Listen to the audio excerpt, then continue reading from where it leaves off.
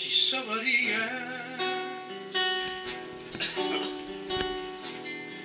de la manera que Déu t'estima,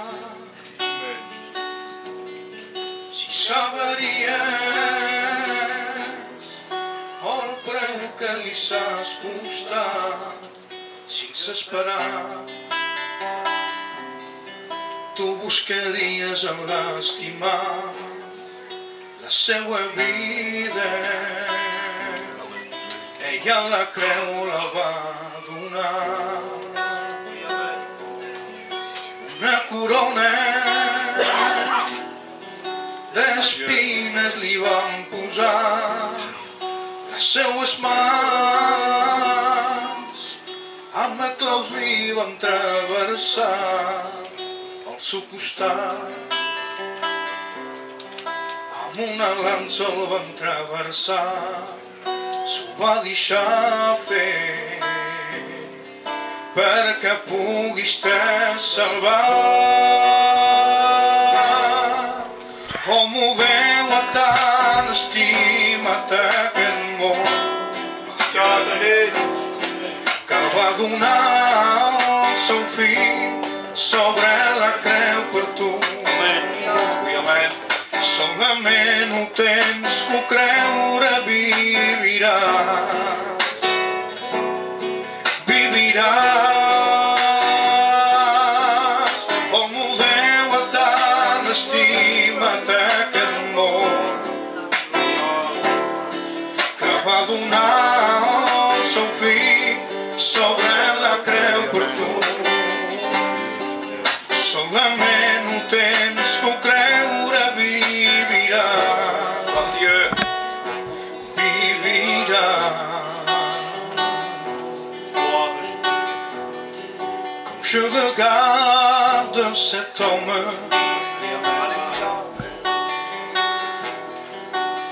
cloué sur une croix, quand je regarde ses mains percées, pour toi et pour moi, quand je regarde ses yeux fatigués de douleur et les regards vers les cieux,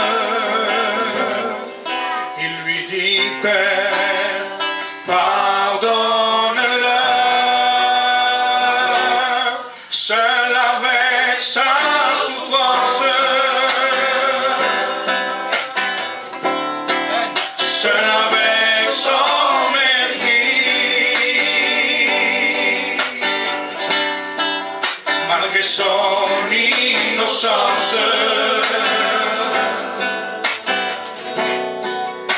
les hommes l'ont fait mourir d'un amour véritable. Jésus-Christ est mort pour toi, d'un amour inexprimable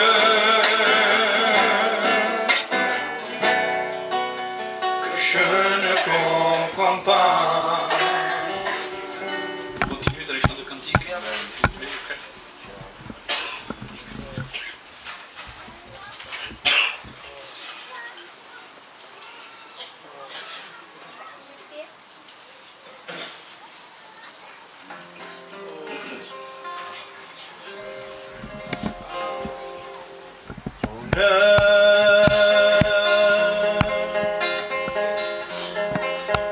Plusieurs sont ceux qui te cherchent, ne te trouvent pas.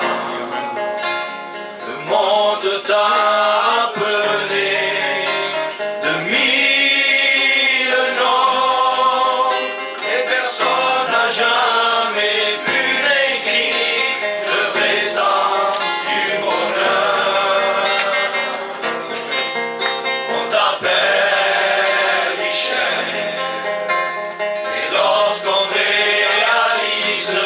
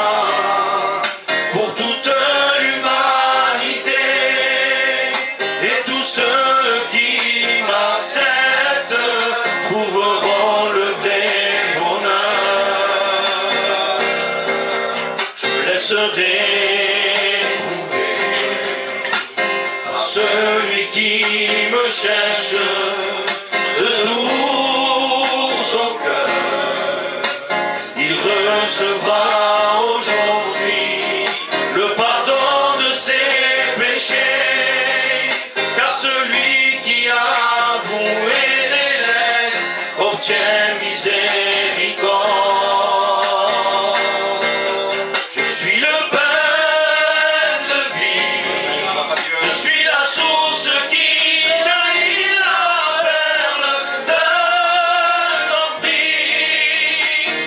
Je suis le refuge, la résurrection, la vie. Et par les meurtrissures de mon corps, les malades sont guéris. Je suis le pain de vie, je suis la source qui jaillit la perle d'un grand prix. Je suis le refuge, la résurrection, la vie. Et par les meurtrissures de mon corps, les malades sont guéris.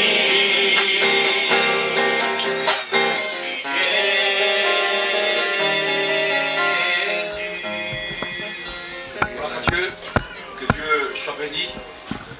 Mais je veux que vous le sachiez, vous le savez, je le sais, que le plus important parmi nous, c'est la parole de Dieu. Amen. Je bénis Dieu pour les chants de cantiques, pour les frères qui chantent pour la gloire de Dieu. C'est quelque chose qui est spirituel et nous en avons besoin aussi. Mais le plus important, la base essentielle pour nous, c'est la parole de Dieu. Amen. Alors je voudrais demander aux frères de chanter le dernier cantique. Et après ensuite, nous allons laisser la place à notre frère Paul. Que Dieu le bénisse. Chantez un cantique, frère. Jésus a tant souffert sur la croix du Calvaire. Il a été crucifié pour laver nos péchés. Jésus a tant souffert sur la croix du Calvaire. Il a été crucifié pour laver nos péchés. C'est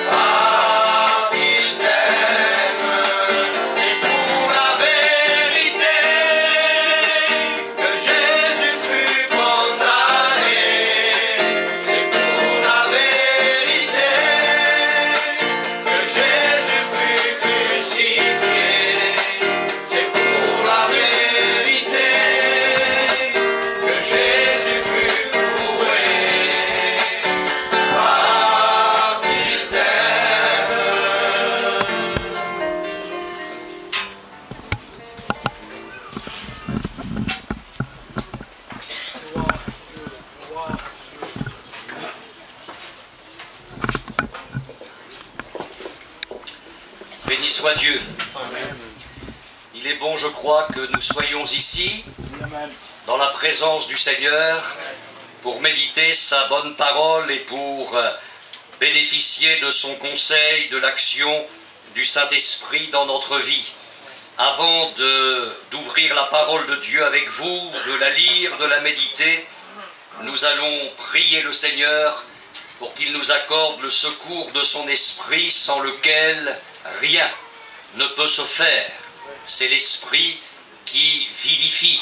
Nous avons besoin plus que jamais, en tant qu'Église de Jésus-Christ, du ministère puissant du Saint-Esprit. Nous allons nous recueillir et prier ensemble le Seigneur. Nous te bénissons et nous te rendons grâce, Seigneur, pour le privilège que nous avons en cette soirée d'être sous ce chapiteau librement pour méditer ta parole, alors que nous pensons qu'à cette heure dans le monde, nos frères sont battus, torturés, emprisonnés, mis à mort à cause de ton nom. Nous réalisons cet immense privilège et nous voulons donc profiter au maximum de ces moments ce soir devant ta face. Garde-nous d'avoir un esprit qui vagabonde. Garde-nous d'inattention, d'indiscipline. Que nous puissions être là comme si nous te voyions de nos propres yeux. Amen. Seigneur, sans ton esprit, rien ne peut se faire. Je me tiens devant ta face ce soir, te suppliant de m'accorder l'onction de ton esprit pour proclamer ta parole, qu'elle le soit de façon incisive, précise, qu'elle réponde aux besoins des cœurs. Je crois qu'elle est cette épée plus tranchante qu'une épée à deux tranchants. Je crois que cette parole est vivante et qu'elle a le pouvoir d'agir en nous qui croyons. Accorde ta grâce à mes frères et sœurs bien-aimés qui sont ici ce soir. Bénis-les abondamment, Seigneur, que nous sortions de cette réunion avec le sentiment d'avoir rencontré un peu plus Jésus, d'avoir goûté à sa gloire, à sa magnificence, et qu'il ait pu œuvrer dans nos cœurs. Je te prie, au nom de Jésus, Père, de détruire toute œuvre de l'ennemi, toute opposition à la prédication de ta parole. Merci de ce que tu vas faire en cette soirée. Amen. Amen. Amen. Je voudrais lire avec vous dans l'épître de l'apôtre Paul aux Romains, au chapitre 5 et au verset 6. J'espère que vous êtes venus avec un bon appétit. Eh bien, vous m'inquiétez là. Parce que j'ai beaucoup de choses à partager avec vous ce soir. Et je vais m'adresser à vous en pensant bien que vous n'êtes plus des bébés, que vous êtes adultes en Christ, capables d'absorber une nourriture solide. Parce que ce soir, nous allons aller vers de la nourriture solide. Les autres réunions, c'était du lait. Romains chapitre 5, verset 6. Car lorsque nous étions encore sans force, Christ, au temps marqué, est mort pour des impies. Je vais lire la suite, mais je voudrais souligner ce petit mot « pour », qu'on appelle dans notre grammaire française une préposition. Et ce petit mot, dans la langue grecque, comme dans notre langue française, a un double sens. Le premier, c'est à la place de. Le second, c'est en faveur de. De telle sorte que je peux lire ce texte de la façon suivante. Moi qui étais autrefois un impie, et nous l'étions tous, Christ, au temps marqué, est mort à la place des impies.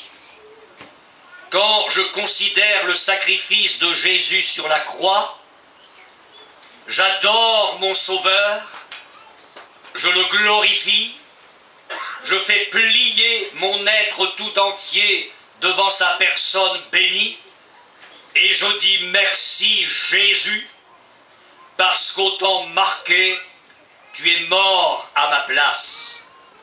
Le châtiment qui me donne la paix est tombé sur toi. Toi qui n'as jamais connu le péché, tu as été fait péché pour moi.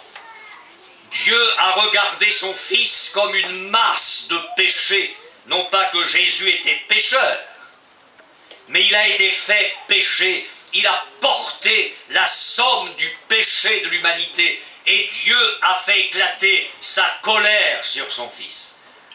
Jésus est mort à ma place, à ta place. Et c'est pourquoi ce soir, tu es sauvé. C'est pourquoi Dieu ne parle plus de tes péchés. Il ne s'en souvient plus jamais. Autant l'Orient est éloigné de l'Occident, autant Dieu éloigne de nous nos transgressions. Il les a jetées au fond de la mer et il ne s'en souvient plus jamais. Et un pasteur ajoutait un jour, Dieu a mis un écriteau, pêche interdite. Dieu ne s'en souvient plus jamais. Christ est mort à la place des impies. Mais il est mort en faveur des impies. C'est-à-dire que une fois pardonné, une fois purifié, une fois devenu enfant de Dieu, la mort de Jésus est une mort en ma faveur. Elle va m'apporter quelque chose de glorieux. Il y a un côté négatif dans la croix et il y a un côté positif. Le côté négatif, c'est que Dieu me dépouille de tout ce qui est mauvais. Il me lave de toute saleté, de toute souillure. Le côté positif, c'est qu'ensuite, comme il est mort en ma faveur, Dieu me devient propice. Et c'est pourquoi Jésus est appelé victime propitiatoire. Dieu est alors en ma faveur. Je suis réconcilié avec lui. Dieu est infiniment bon, merveilleux, bienveillant. Dieu m'aime et il n'a qu'un désir de me faire du bien à chaque instant, jour après jour. Christ est mort en ma faveur. Il a gagné pour moi sur la croix la faveur de Dieu. Et je ne regarde plus un Dieu comme un juge effrayant, comme un juge redoutable, mais je lève mes yeux vers lui comme un père. Et je peux dire, Abba, Père. Il est mon Seigneur, mais il est mon Père. Il va prendre soin de moi. Christ est mort au temps marqué en faveur des impies. Gloire à Dieu. Amen. Je poursuis. À peine mourrait-on pour un juste. Quelqu'un peut-être mourrait-il pour un homme de bien. Mais Dieu prouve son amour envers nous, en ce que, lorsque nous étions encore des pécheurs, Christ est mort pour nous.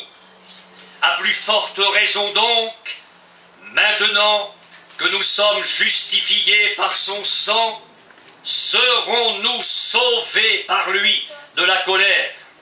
Car si, lorsque nous étions ennemis, nous avons été réconciliés avec Dieu par la mort de son Fils, à plus forte raison, étant réconciliés, serons-nous sauvés par sa vie. Et je pense que vous commencez sérieusement à l'entendre et à l'emmagasiner dans votre cœur et dans votre mémoire spirituelle. Après avoir été sauvés par la mort de Jésus, ça c'est le passé glorieux. Maintenant, je vis un présent magnifique, c'est que jour après jour, je suis sauvé par sa vie.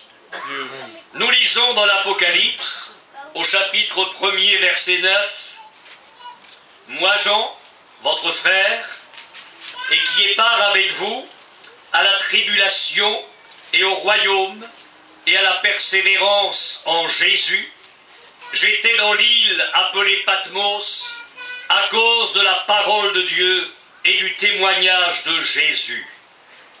Je fus ravi en esprit au jour du Seigneur, et j'entendis derrière moi une voix forte, comme le son d'une trompette qui disait « Ce que tu vois, écris-le dans un livre et envoie-le aux 7 églises, à Éphèse, à Smyrne, à Pergame, à Thyatire, à Sardes, à Philadelphie et à Laodicée. » Je me retournai pour connaître quelle était la voix qui me parlait, et après m'être retourné, je vis 7 chandeliers d'or, et au milieu des 7 chandeliers, quelqu'un qui ressemblait à un fils d'homme, vêtu d'une longue robe, ayant une ceinture d'or sur la poitrine. Nous allons arrêter ici cette lecture ce soir.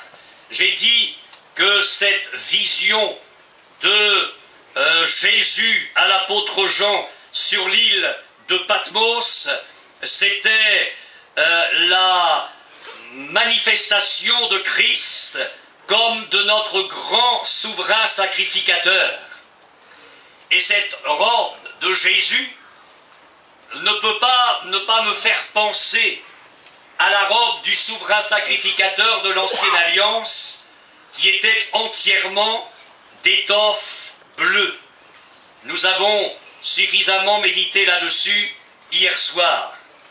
Mais je voudrais relire dans le livre de l'Exode, néanmoins, au chapitre 28 et au verset 31, ce que l'Écriture dit à propos de cette robe du grand souverain sacrificateur. Exode 28, 31. Tu feras la robe de l'éphod entièrement d'étoffe bleue. Il y aura au milieu une ouverture pour la tête, et cette ouverture aura tout autour un bord tissé comme l'ouverture d'une cotte de maille, afin que la robe ne se déchire pas. Donc la robe était entièrement d'étoffe bleue. Pour le passage de la tête, il y avait une ouverture, mais pour que la robe ne se déchire jamais, le bord était tissé pour consolider cette ouverture. Il faut comprendre que cette robe du grand souverain sacrificateur d'Israël était un vêtement sacré qui ne devait jamais s'abîmer, qui ne devait jamais subir aucune altération. Et ce détail de l'Ancien Testament, qui est l'ombre des choses à venir, me parle de Jésus, mon grand souverain sacrificateur aujourd'hui, dont le ministère céleste est parfait, irremplaçable. Jésus est mon grand souverain sacrificateur pour toujours.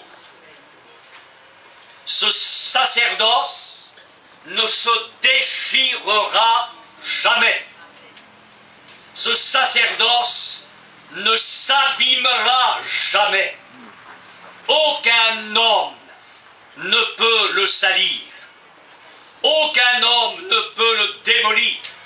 Jésus est pour moi à la droite du Père, et ce qu'il fait pour moi ce soir, il le fera toujours. Jésus est le fidèle et il est le véritable.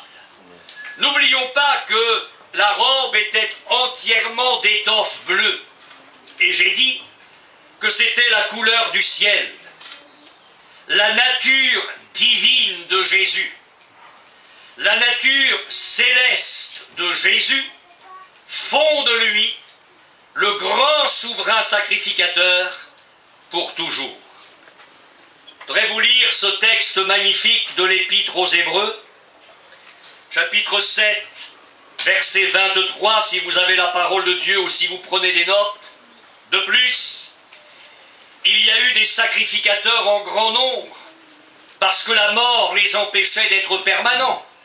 Quand le grand souverain sacrificateur mourait, on le remplaçait bien évidemment par un autre. Mais lui, Jésus, parce qu'il demeure éternellement, parce qu'il est d'origine divine, parce qu'il est d'origine céleste, et c'est ce qu'annonçait la robe d'étoffe bleue du souverain sacrificateur de l'ancienne alliance, mais lui, parce qu'il demeure éternellement, possède un sacerdoce qui n'est pas transmissible. C'est-à-dire qu'il ne peut pas être transmis à quelqu'un d'autre, qu'il ne peut pas être altéré, amoindri. La robe ne se déchire pas. Jésus est grand souverain sacrificateur pour toujours. C'est pourquoi l'Église catholique blasphème quand le pape prétend être le vicaire du Christ. Le sacerdoce de Jésus est irremplaçable. Il n'y en a qu'un qui soit le vicaire du Christ sur la terre. C'est le Saint-Esprit. Jésus a dit, je vous enverrai un autre moi-même.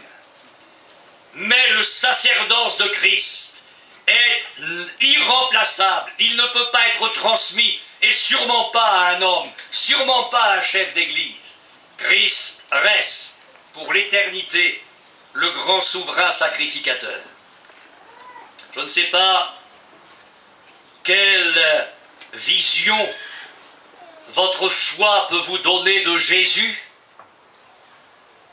mais nous avons un souverain sacrificateur extraordinaire.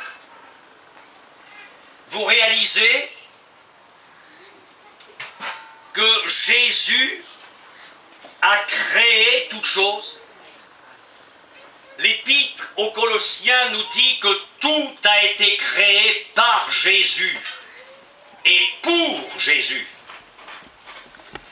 Vous considérez l'univers, enfin ce qu'on peut en considérer, des milliards de galaxies. C'est à donner le vertige.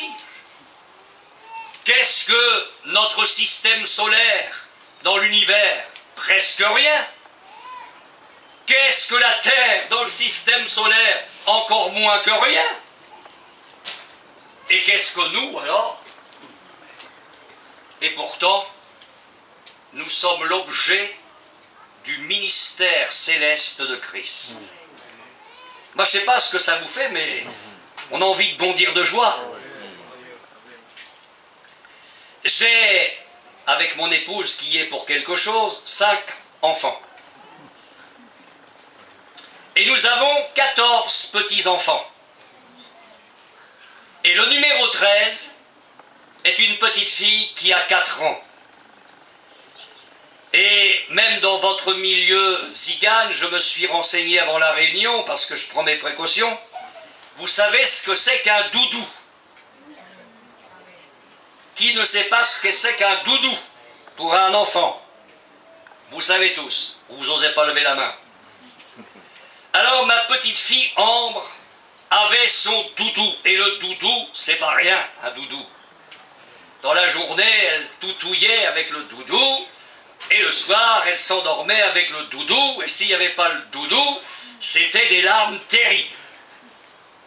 Et puis, il y a quelques mois, ma fille s'en va faire des courses en ville avec sa fille, ma petite Ambre, et le doudou. Et arrivé à la maison de retour, oh le drame! Le doudou avait été perdu dans la ville de Caen. Vous imaginez le drame. Mais ce petit bout de chou, ce petit bout de femme de rien du tout, a dit à sa mère, « Mais c'est pas grave, maman, on va prier Jésus, et il va retrouver mon doudou. » Alors la mère a dit, « Bah oui, on va prier. » Alors, ils ont prié pour que Jésus retrouve le doudou. Et ma fille pour être logique avec elle-même, a fait un petit message sur Internet, certainement sur une filière que je ne connais pas, pour savoir si quelqu'un n'aurait pas retrouvé un doudou. Eh bien, vous le croiriez si vous voulez. Quelques instants après, une femme a répondu « J'ai le doudou de votre fille ». Et alors on a su les choses, elle marchait sur le trottoir, un des trottoirs de la ville de Caen, et il y avait le doudou là, et les gens piétinaient sur le doudou, ils marchaient sur le doudou, et elle a pris ce, si vous voyez le doudou, un lambeau, quoi, tellement elle l'a tout touillé, un vieux machin, elle l'a pris, elle l'a gardé. Mais je me dis, mais c'est incroyable ça. Il a créé des milliards de galaxies, puis il prend du temps pour qu'on retrouve un doudou sur un trottoir. Attendez, le doudou est perdu, mais il a créé dans le cœur de la petite le désir de prier. Ensuite, il a quand même poussé ma fille à taper le message, et pendant ce temps-là, il a permis qu'une femme voie le doudou, le ramasse et le garde. Et puis réponde. Eh bien, je me dis que si nous sommes misérables, c'est parce que nous le voulons. C'est tout. C'est tout. Parce qu'écoute bien, si Jésus peut s'occuper d'un doudou d'une petite fille de 4 ans, qu'est-ce qu'il peut faire avec ta vie ce soir ? Qu'est-ce qu'il peut faire avec ta vie? Alors j'aimerais que ce soir, vous soyez à la réunion autrement que pour écouter. Oui, amen. Il va falloir que ce soir, nous le touchions, ce Jésus-là. Je dirais que sauvé par sa mort, ok, j'allais dire, excusez-moi, ça on n'en parle plus, c'est fait. Maintenant, on va se préoccuper d'être sauvé par sa vie.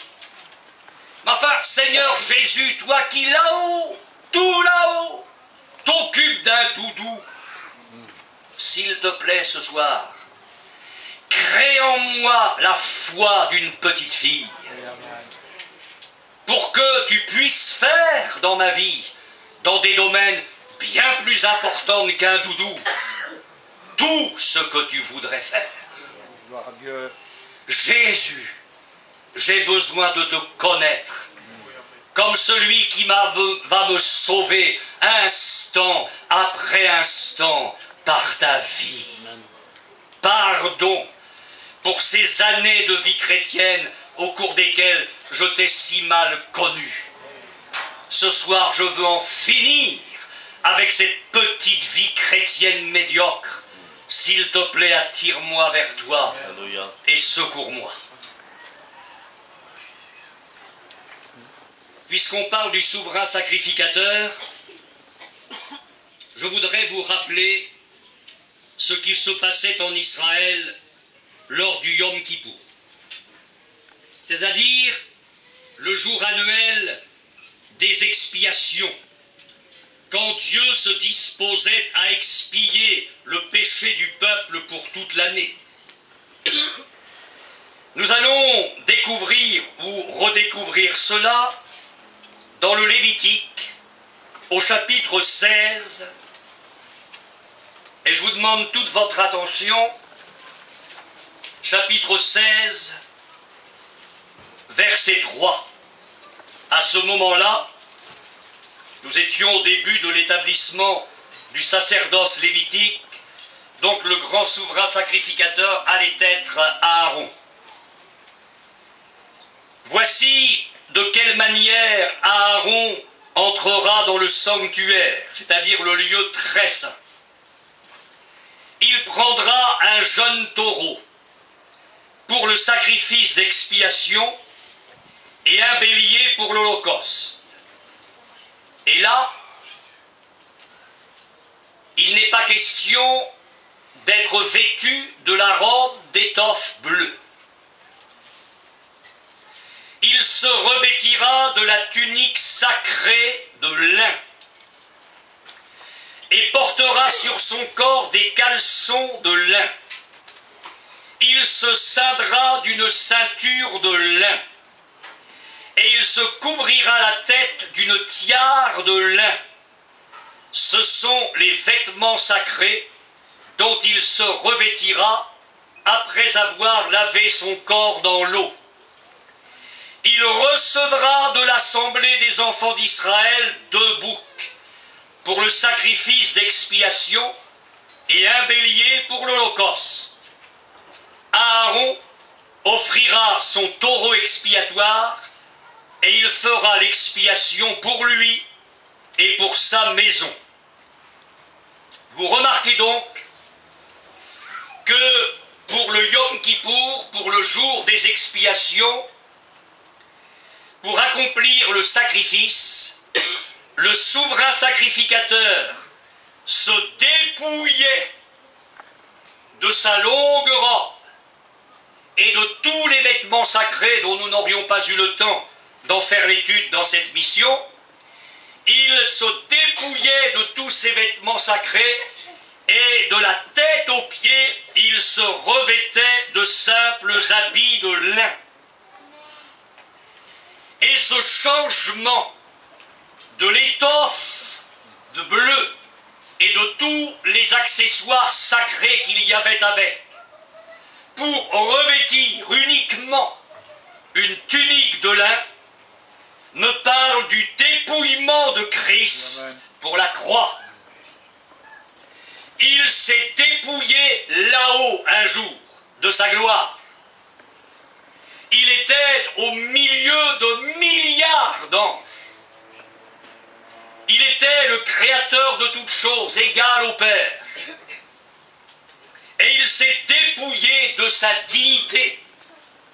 Et il a paru comme un simple homme pour le grand Yom Kippour de l'humanité, pour le Golgotha. Vous remarquerez la différence entre Aaron et Jésus. Ça ne vous aura pas échappé au verset 4 de ma lecture. Dieu demandait à Aaron de laver son corps dans l'eau. Jésus, lui, n'a pas besoin d'être lavé. Il est l'eau qui nous lave. Jésus a dit, si un homme ne naît d'eau et d'esprit, il ne peut voir le royaume de Dieu. Jésus a dit à ses disciples, déjà vous êtes purs à cause de la parole que je vous ai annoncée. Jésus n'a pas besoin d'être lavé. Il est parfaitement pur, mais il nous lave. Quant au lin dont était revêtu de la tête aux pieds le souverain sacrificateur, eh bien le lin, je découvre cela dans l'Apocalypse, ce sont les œuvres justes des saints. Le lin me parle de justice et de sainteté. Et si le souverain sacrificateur, au moment où il offre le sacrifice, est entièrement revêtu de lin, c'est parce qu'il m'annonce celui qui allait venir, infiniment plus glorieux, le Seigneur Jésus, dont l'Épître aux Hébreux me dit, il nous convenait d'avoir comme lui un souverain sacrificateur saint, innocent, sans tache, séparé des pécheurs. Voilà qui est Jésus. Et vous le savez, sur la croix, Jésus a satisfait la justice divine.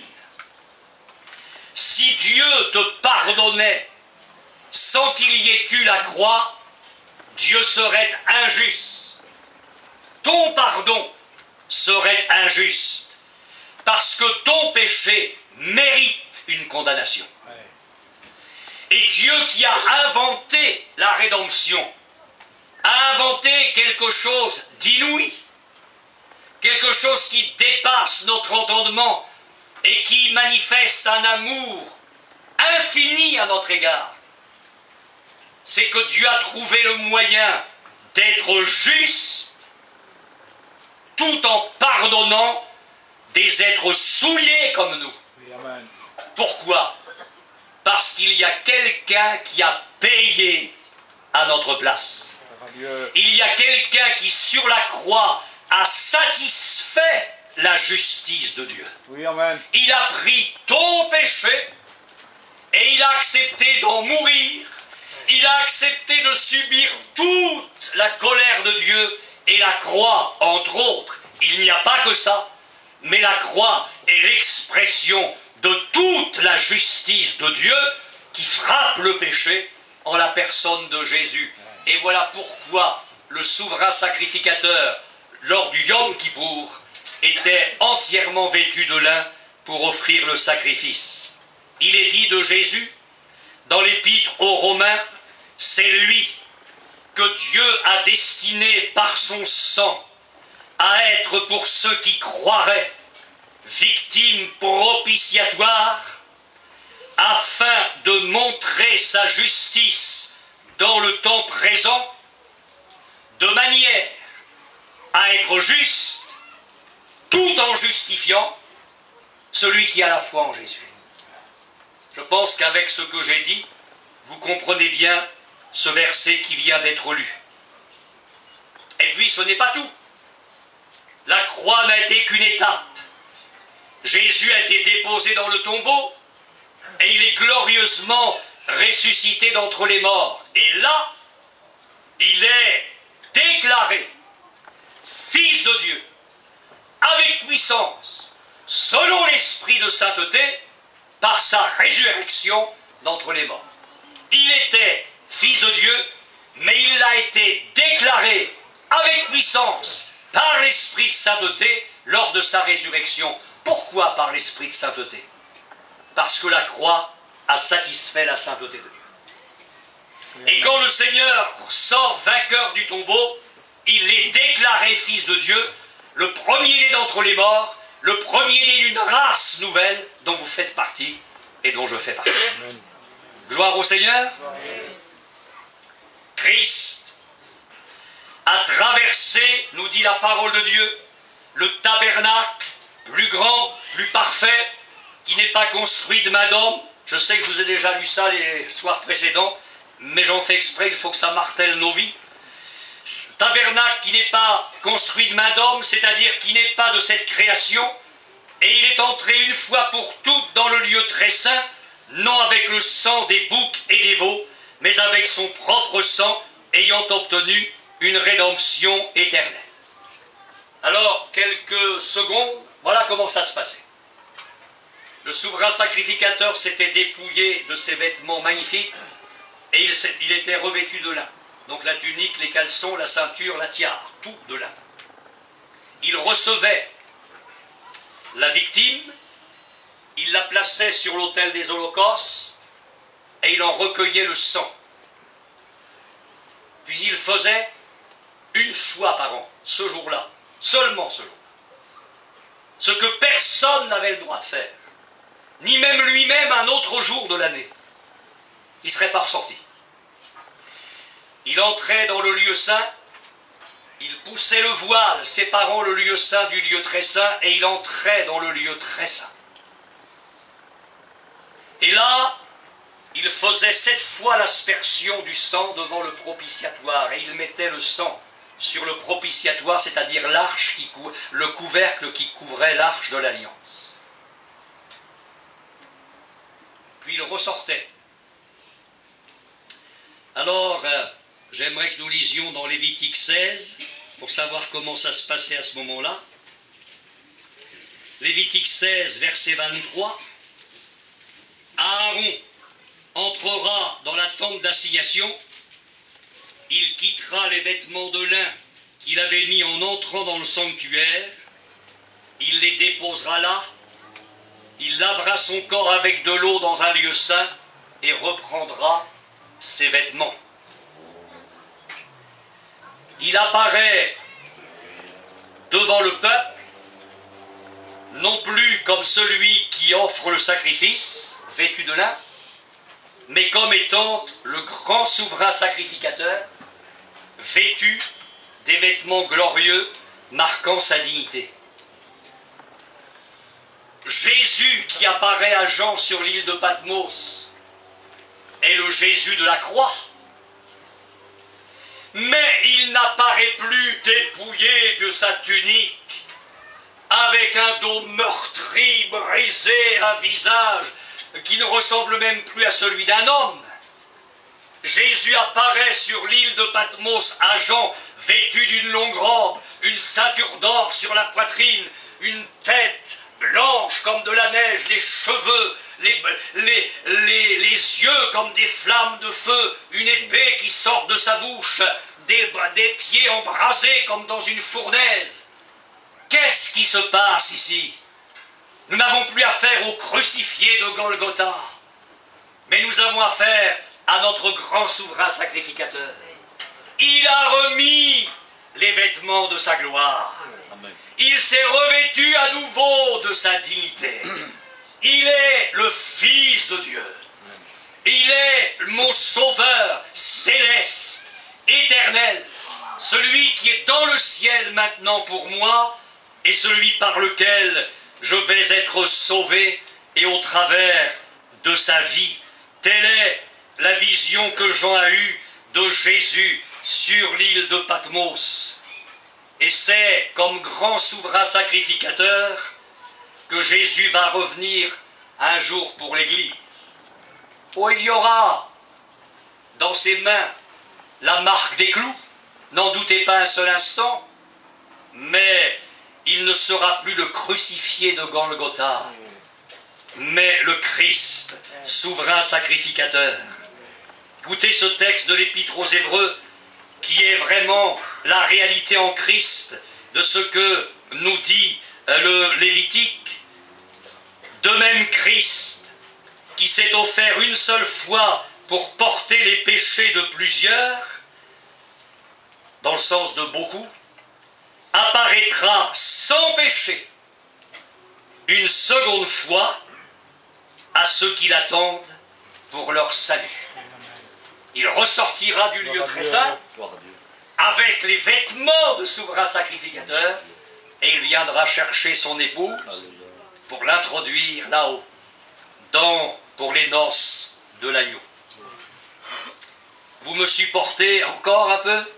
Vous avez raison parce que je vais aller jusqu'à minuit. Écoutez, parce que là, on arrive au cœur de la mission. Qu'est-ce qui se passe maintenant là-haut dans le ciel pour moi?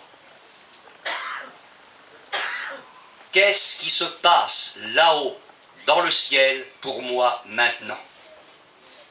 Puisque je ne suis plus sauvé par sa mort, c'est fait que je dois l'être par sa vie à chaque instant. Qu'est-ce qui peut bien se passer là-haut pour toi? Pour toi? Pour moi? Puisque j'ai besoin en permanence d'être sauvé par sa vie. La lecture de la parole de Dieu m'amène à vous livrer ces quelques vérités que vous connaissez, ce n'est qu'un rappel. Jésus est en train d'agir dans le ciel. Jésus est en train d'agir du haut du ciel, dans la vie de ceux et de celles qui croient en lui, pour chacun de nous qui sommes maintenant sauvés par sa mort.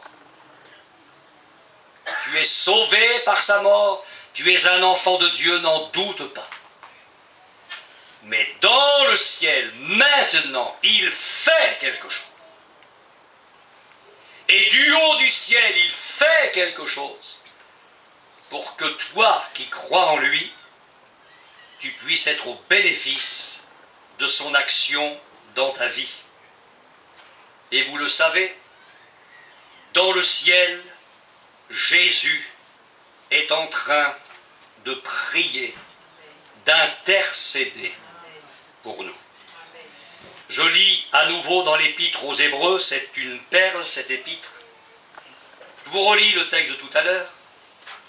Il y a eu des sacrificateurs en grand nombre, parce que la mort les empêchait d'être permanents, mais lui, parce qu'il possède un sacerdoce qui n'est pas transmissible, parce qu'il demeure éternellement, c'est aussi pour cela qu'il peut sauver parfaitement ceux qui s'approchent de Dieu par lui, étant toujours vivants pour intercéder en leur faveur. Si vous pensez que ça concerne les perdus, vous vous trompez.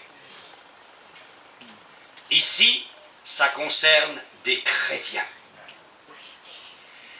Il peut sauver parfaitement ceux qui s'approchent de Dieu par lui, étant toujours vivant, pour intercéder en leur faveur.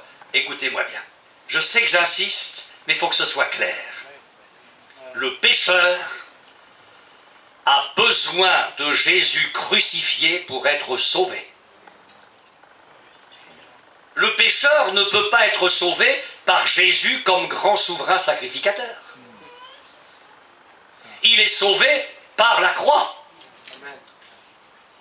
Mais le chrétien déjà sauvé va pouvoir s'approcher librement en permanence du Seigneur, parce qu'à la droite de Dieu, Jésus est son grand souverain sacrificateur qui intercède en sa faveur. Et là, nous ne sommes plus dans le Christ qui mord pour des impies, mais qui vit en faveur des impies. Il intercède en leur faveur. L'apôtre Jean écrit ses lettres aux chrétiens. Non? Oh, écoutez, répondez. Il n'y a que moi qui parle. Heureusement d'ailleurs, ce sera vivable. L'apôtre Jean a écrit ses lettres pour des chrétiens. Petits enfants, je vous écris ces choses afin que vous ne péchiez point. Mais, si quelqu'un a péché, tiens, c'est curieux, il ne nous amène pas à la croix. Enfin, c'est curieux ça. Jean devrait écrire, si quelqu'un a péché, qu'il retourne à la croix, qu'il se reconvertisse. Mais non, non, non, non, non. Jean est très au clair sur la doctrine et sur l'expérience avec Christ. Le chrétien né de nouveau, s'il a péché, c'est pas à la croix qu'il revient. Alors rassurez-vous, hein, il ne peut être purifié que par le sang de Jésus. Ça c'est clair. Tout chrétien qu'il est. Mais c'est pas là qu'il doit venir. Si quelqu'un a péché, nous avons un avocat auprès du Père, Jésus-Christ le juste. Alors bien sûr, tout se tient. Parce que Jean ajoute, il est lui-même une victime expiatoire pour nos péchés, non seulement pour les nôtres, mais aussi pour ceux du monde entier.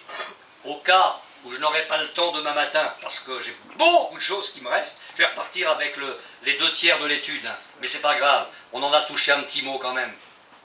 Au cas où je n'aurai pas le temps d'aborder ça, il y a des chrétiens qui sont troublés par un verset qu'on trouve un peu plus loin dans l'épître de Jean, celui qui est né de Dieu ne pratique pas le péché. Alors, comme nous ne sommes pas parfaits, est-ce qu'il y a un frère parfait ici? Non? Une sœur? Nous ne sommes pas parfaits. Okay. Celui qui est né de Dieu ne pratique pas le péché. Donc, n'étant pas parfait, il nous arrive de pécher. Et le diable vient à la charge. Et il te murmure, tu pèches, t'as péché. T'es pas converti. Parce que si tu étais converti, tu n'aurais pas péché, puisque celui qui est né de Dieu ne pêche pas. Le diable est un mauvais docteur. C'est un faux docteur. Il est même capable parfois de prendre des versets bibliques comme il l'a fait pour Jésus, pour nous égarer. L'apôtre Jean a dit, celui qui est né de Dieu ne pratique pas le péché. C'est-à-dire que le péché, c'est plus une pratique.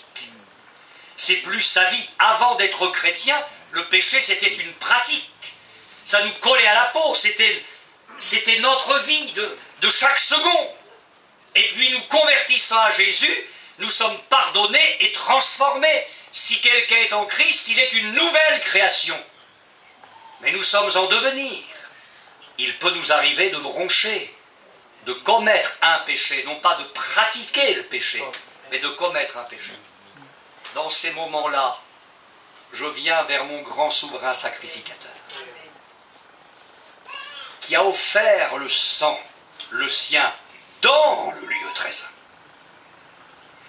Et je lui dis, je viens à toi, tu sais que je ne pratique plus le péché, mais pardonne-moi ce moment de colère, pardonne-moi ceci ou cela, fais-moi grâce, je sais que tu es à la droite de Dieu, tu es mon avocat, tu plaides ma cause, tu offres là-haut ton sang, tu rappelles au Père le prix que tu as payé pour moi, fais-moi grâce et relève-moi.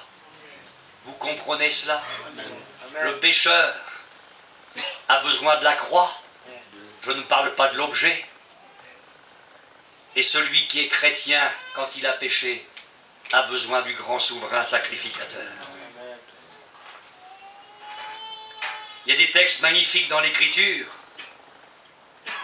L'apôtre Paul a osé écrire des choses incroyables. Enfin, dans l'une de ses lettres, il dit « Je n'ai voulu savoir parmi vous autre chose que Jésus-Christ et Jésus-Christ crucifié. » Et puis, dans une autre épître, il dit « Christ est mort, bien plus, il est ressuscité. » Alors Paul, il faudrait savoir, est-ce que la seule chose qui compte, c'est Christ crucifié, puisque tu prêches que ça? Ou bien alors il y a autre chose, puisque tu dis Christ est mort, bien plus, il est ressuscité. Quand il dit qu'il a voulu savoir parmi les Corinthiens autre chose que Jésus-Christ et Jésus-Christ crucifié, mais c'était la base pour les sortir de la boue. Qu'est-ce que vous vouliez qu'il prêche d'autre à une société comme celle de Corinthe, qui était pourrie jusqu'à la moelle? Donc ces gens-là, pour sortir de l'homosexualité, de l'ivrognerie, de l'adultère, enfin de tout ce qu'il cite, de tout ce qu'il rappelle, il a prêché la croix. Et puis il dit à ces gens-là, vous avez été lavés, justifiés, sanctifiés, au nom de Jésus-Christ et par l'Esprit de notre Dieu, vous avez été sauvés par sa mort. Mais là, dans cette fameuse lettre aux Romains, il dit Christ est mort, bien plus, il est à la droite de Dieu et il intercède pour nous. Pourquoi bien plus? Ben parce que tu ne vas pas t'arrêter à la croix. Pourquoi ce bien plus? Parce qu'après avoir été sauvé par sa mort, il faut que tu sois sauvé par sa vie. Parce qu'après avoir embrassé le crucifié, il faut maintenant que tu embrasses le grand souverain sacrificateur. Bien plus, il est ressuscité, il est à la droite de Dieu et il intercède pour nous. L'Épître aux Hébreux, il est entré dans le lieu très saint avec son propre sang. Je voudrais vous dire ceci. À la croix, nous voyons le sang et la mort. Dans le lieu très saint, nous voyons le sang et la vie. Et je sais que je ne prêche pas cela pour rien, parce que c'est une vérité qui a échappé à une multitude de chrétiens. Ils n'ont vu et ils ne voient jusqu'à ce soir que le sang et la mort. Mais mon frère, ma sœur, il faut que tu te rappelles que si le souverain sacrificateur, dépouillé de sa dignité, revêtu de justice, de fin lin, offre la victime, c'est pas pour rester au pied de l'autel des holocaustes. Dans le Yom Kippour, il y a un devenir, il y a un itinéraire, il y a un parcours. C'est qu'on part de l'Holocauste, de l'autel des holocaustes, pour ensuite entrer dans le lieu saint et ensuite dans le lieu très saint. Et lui, il va en ressortir. Ça se passe une fois par an. Mais nous, nous y demeurons. Parce que le voile a été déchiré au moment où Christ est mort sur la croix. Et le Saint-Esprit nous a montré par là que le chemin du lieu très saint était désormais ouvert. Veux-tu une vie chrétienne qui ne retourne pas sans cesse à la croix? Eh bien, vis dans le lieu très saint. Des jeunes sont venus me voir hier soir parce que je sens qu'il y a une vraie soif dans leur cœur et un désir de grande vérité. Et ils m'ont dit, mais pasteur, mais alors comment il faut faire pour vivre par sa vie? Passe du temps avec Jésus. Amen. La faiblesse de nos églises, mais c'est que Jésus est un à côté. Alors après on chante Jésus, je t'aime. Mais le moment où les chrétiens mentent le plus, c'est quand ils chantent. Moi je vous le dis, c'est le moment où on ment le plus. Examinez ce que nous chantons et demandez-vous ce que vous vivez par rapport à ce que vous chantez. Le drame, c'est que nous ne vivons pas dans le lieu très saint. Et c'est là que Jésus nous attend. Il ne nous attend plus au pied de sa croix, c'est fait. Il y a maintenant un devenir. Amen. Passe du temps avec Jésus. Pas pour lui déballer en permanence tes besoins, tes problèmes. C'est bien, il faut le faire. Mais être devant lui pour lui. Amen. Être devant lui pour l'adorer. Être devant lui en te taisant parce que parfois il t'a assez entendu. Lui, il a besoin de te dire des choses, mais tu parles tellement qu'il ne peut pas te parler. Tu y vas, puis amen et tu t'en vas. Eh ben,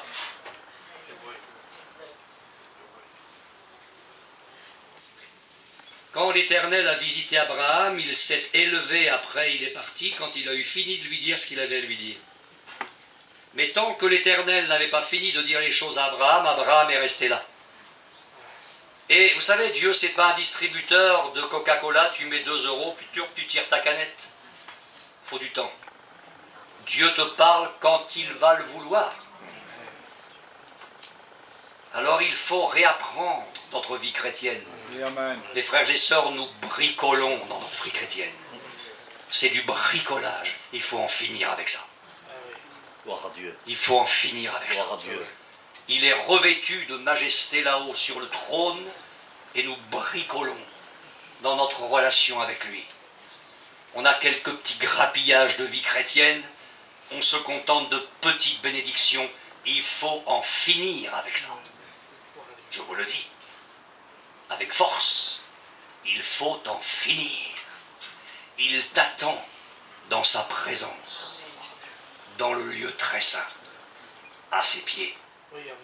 Adore-le, contemple-le, laisse-le te parler, laisse-le insuffler sa vie dans ta vie. Et tu verras que le triomphe quotidien, c'est moins par des combats insurmontables que par le fait de recevoir, avant de commencer tes journées, sa vie. Qu'il insuffle, qu'il fasse découler sa vie. Et alors tu vas partir au travail, tu affronteras les soucis, les difficultés, les souffrances, la maladie, tes soucis quotidiens d'une autre manière. Parce que sa vie sera en toi. Tu vas être sauvé par sa vie. Minute après minute dans ta journée. Jour après jour. Jusqu'à ce qu'il te reprenne avec lui ou qu'il revienne te chercher. Simon,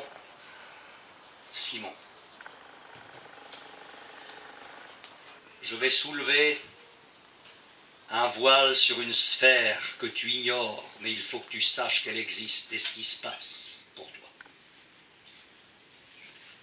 Satan vous a réclamé, vous les 12, pour vous cribler comme le froment. Il sent ce qu'il va arriver. Le berger va être frappé. Alors il aimerait bien que les brebis se dispersent et qu'il n'en fasse qu'une bouchée. Je ne veux pas vous faire peur, mais le diable t'a réclamé. Il m'a réclamé. Et il réclame chacun des enfants de Dieu. Il n'abandonne jamais la bataille. Satan vous a réclamé pour vous cribler. Le diable est en train de chauffer les turbines de l'enfer. Il prépare l'antéchrist. Il prépare la guerre mondiale contre Israël. Il prépare son homme. Il est déjà dans le monde. Tout est en train de se mettre en place. Des grands courants religieux sont en train de gagner la planète, nourrissant la haine d'Israël et la haine de l'Évangile des chrétiens. Le diable réclame l'Église pour la cribler. Il aimerait bien la broyer. Voilà ce qui se passe là-haut, dans les sphères spirituelles mauvaises, au niveau des dominations, des autorités, des princes de ce monde de ténèbres, des esprits méchants. Satan vous a réclamé. Mais, et c'est curieux, il ne va pas parler de la croix. Il se présente comme le souverain sacrificateur. Il ne dit pas, Satan vous a réclamé, donc je vais mourir pour vous. Non, non, non. Satan vous a réclamé pour vous cribler, mais j'ai prié pour toi. On n'a pas affaire là à la croix, mais au trône de l'intercession. Il est déjà le souverain sacrificateur. Pour des gens qui sont sauvés, pour l'Église, ce n'est pas la croix qui va nous assurer la victoire. Ça c'est fait, c'est pour le passé. C'est notre grand souverain sacrificateur. J'aimerais que ça t'encourage. Il prie pour toi. Vous imaginez ça? Est-ce que tu peux croire ça? Il prie pour toi. Personnellement. Personnellement. Il te cite là-haut. Alors on dit, oui, mais enfin, il y a des centaines de millions de chrétiens. Oui, mais ils retrouvent un doudou. Sur un trottoir de Caen. Alors il peut te citer, toi, personnellement, là-haut. Et il dit au Père, garde-le. Fortifie-le. J'ai donné ma vie. J'ai apporté mon sang jusque-là dans le lieu très saint pour lui. Et maintenant je suis son avocat. Secours-le. Ma sœur, prends courage. Prends courage ce soir. Au lieu de te décourager, de te démoraliser, tu vas sortir de ce chapitre en disant, il prie pour moi. Il prie pour moi.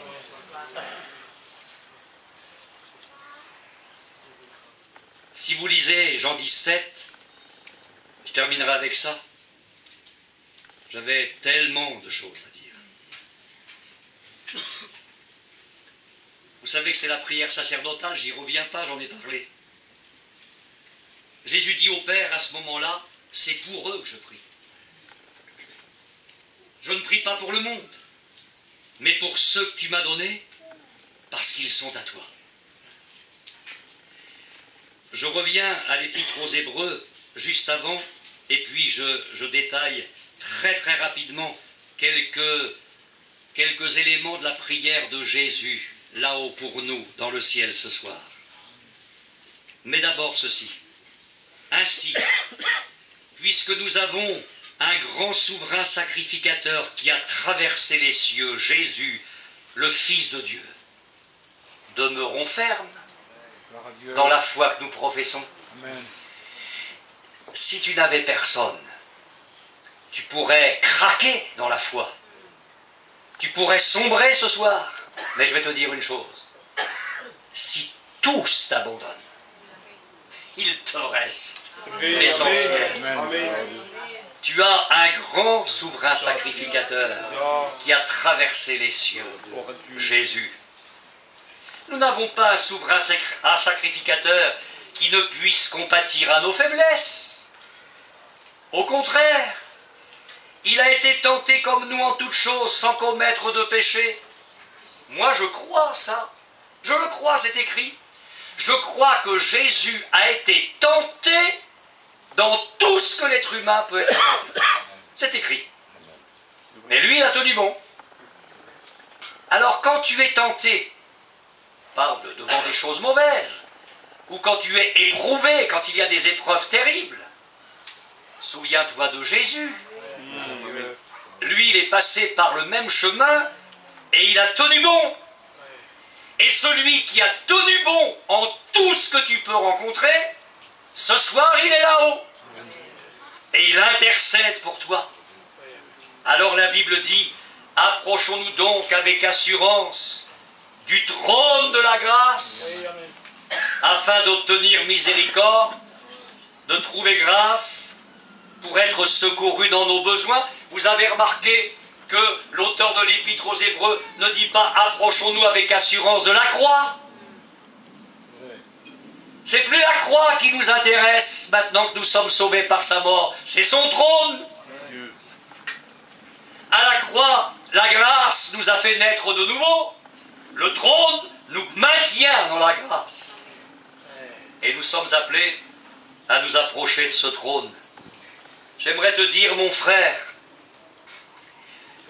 j'aimerais te dire, ma sœur, que Jésus peut ce soir, demain, chaque jour, te soutenir alors que tu es sous le poids des circonstances. Et quel que soit ce poids, ce soir, sur ton cœur, sur tes épaules, aussi lourd soit-il, quelle que soit la crainte que le diable a mis ce matin dans ton cœur, et qui fait que dans la journée, tu as commencé à gamberger, à imaginer des choses. Aussi lourd que soit ce souci, Jésus est celui qui veut te soutenir. Il prie pour toi afin que tu sois libre, pas soulagé, libre de bénéficier de tous tes privilèges d'enfant de Dieu. Alors, rapidement, je vous remercie de votre attention. Ce soir, vous en avez eu pour votre argent.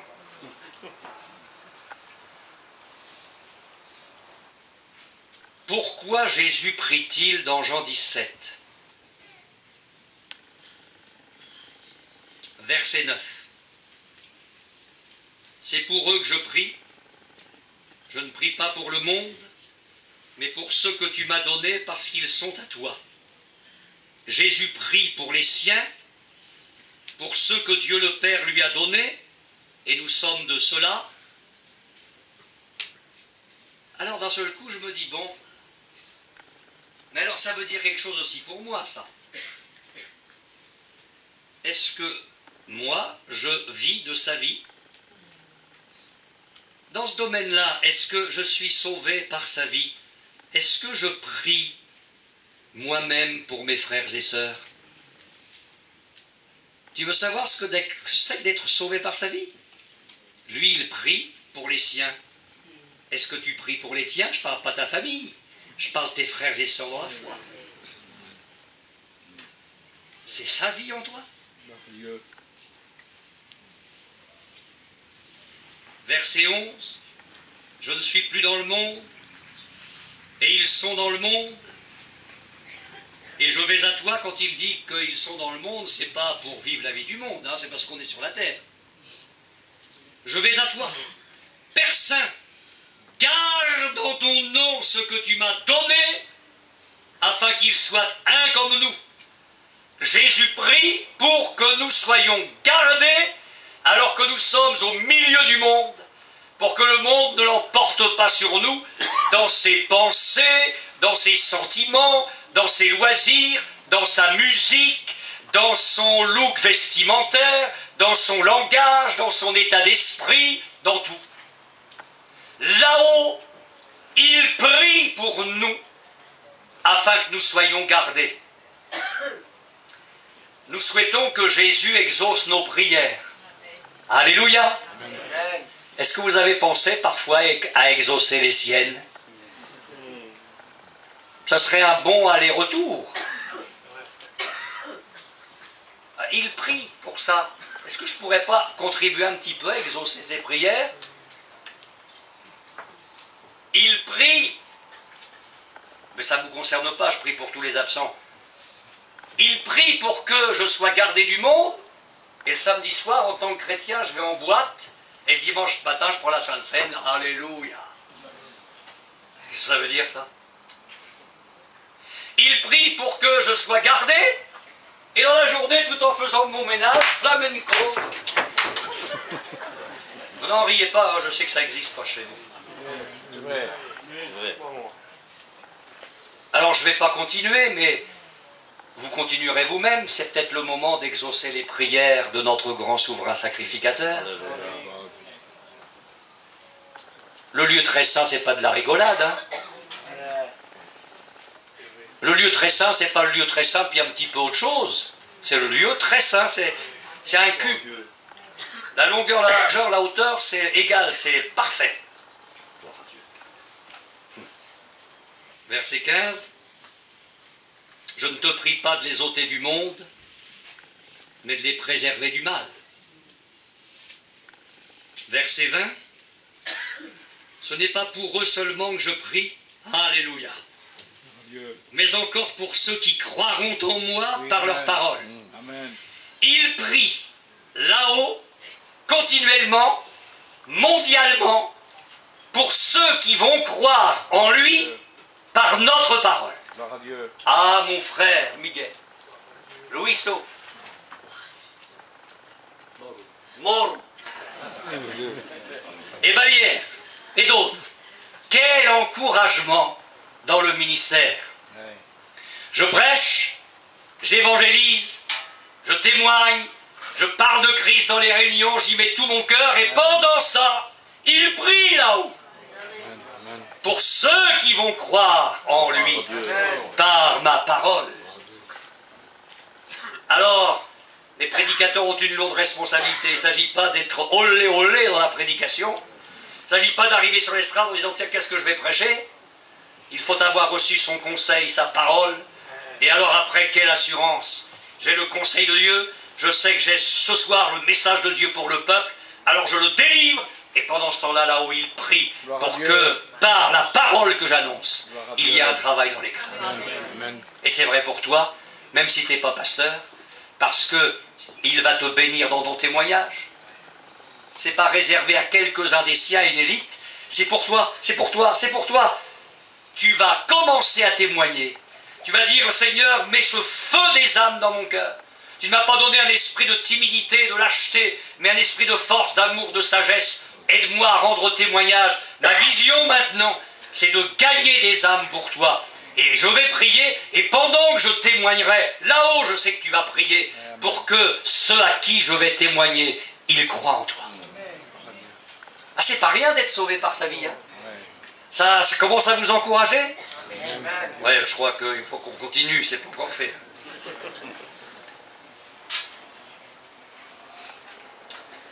Alors il prie. Oh là! Afin que tous soient un.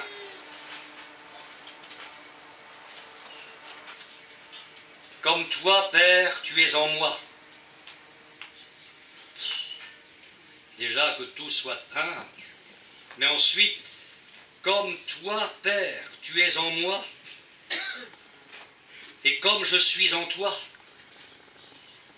afin qu'eux aussi soient un en nous, pour que le monde croie que tu m'as envoyé. Notre unité est un témoignage pour le monde. Je ne parle pas de l'unité de tout ce qui s'appelle l'Église. L'œcuménisme, je ne crois pas à ça. Et je ne crois pas que Jésus ait prié pour ça. Alors on va se contenter ce soir de restreindre le cercle. Ça commence par le foyer. Est-ce que tu es un avec ta femme? Terrible, hein? Je ne sais pas si c'est Belzébul, le prince des mouches, mais...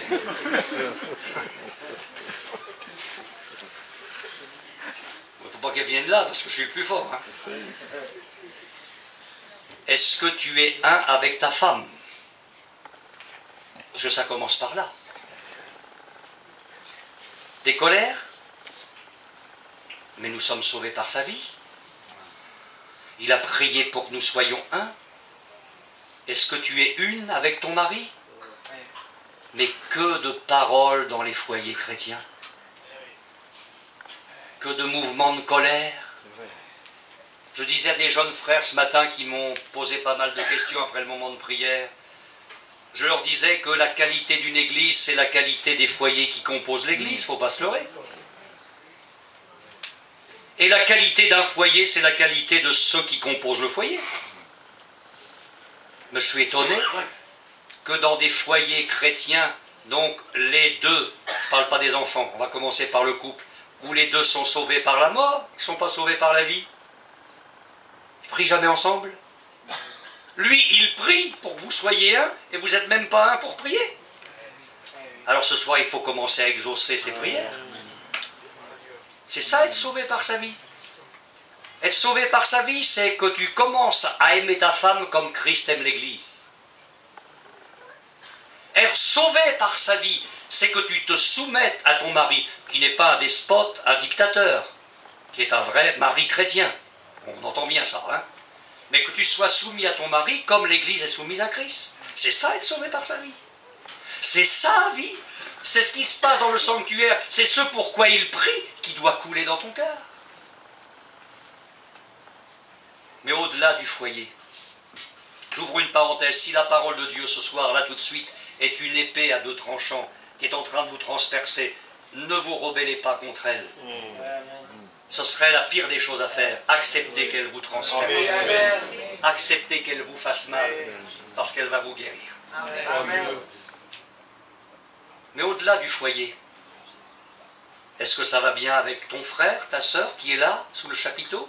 Est-ce que ça va vraiment bien? Ou est-ce que tu fais semblant que ça aille bien?